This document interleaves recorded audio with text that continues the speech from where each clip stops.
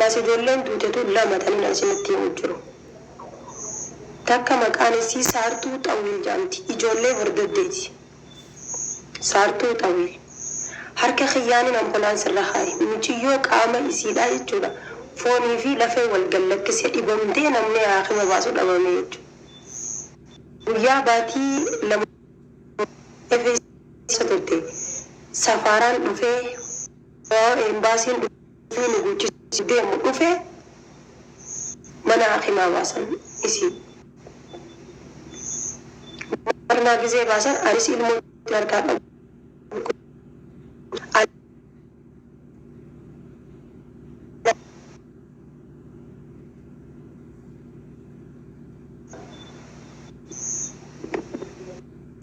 yani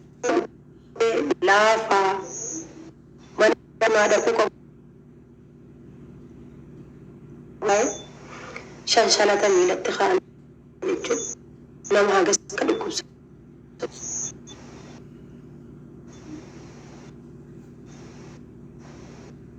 khana gidda Rete uyyala mugze bultu namticha haakima kuchise san akka carra arkadhe gizeen gaafa maqaa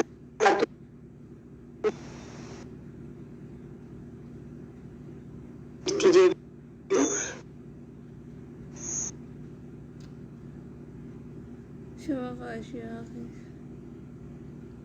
gizeen barbaade gaafa dheeraa fuudhu waraqaan isii harka khiyyee jirtu waraqaa suuraa isiitii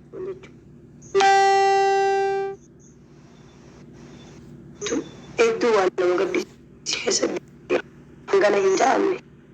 namni keenya keessatti hafee rakkoo cimaaf saaxilamaa jira